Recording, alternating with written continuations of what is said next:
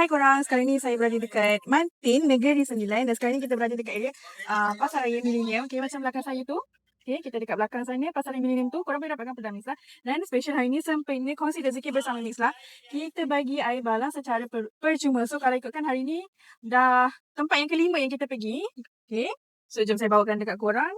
Kita punya gerai air balang percuma. Kita buat 5 jenis air balang juga. Sama je, kita ada strawberry, vanilla blue, lemon tea, Thai green tea dan juga Belgian chocolate. Okay, sekarang ni saya nak bawa korang kat mana nak dapat produk Mislah dalam Pasar Raya Millennium. So orang-orang Mantin yang berdekatan dengan Mantin pun boleh datang sini untuk dapatkan produk Mislah. Jom masuk dalam.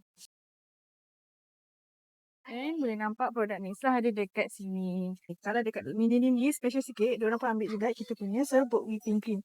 So, kita ada avocado, pistachio, green tea latte. Kalau green tea latte ni rasa macam matcha, Thai green tea, Thai milk tea. Lepas tu kita ada flavor honeydew, okay, pistachio sama macam tadi. Okay, siapa yang suka air keladi kat sini pun ada juga. Okay, blue ice, strawberry, blueberry, mocha. Kat sini pun ada mocha. Okay, vanilla blue. Lepas tu kita ada cookie cream, vanilla yang klasik, Belgian chocolate, chocolate klasik kita, hazelnut chocolate dan juga cappuccino, caramel coffee dan juga last sekali hazelnut coffee. So,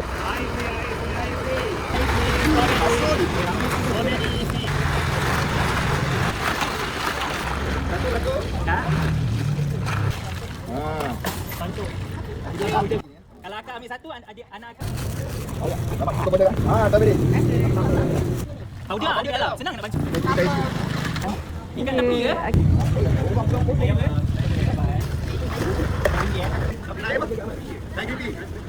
Kali labu, mantap. Terima kasih kak.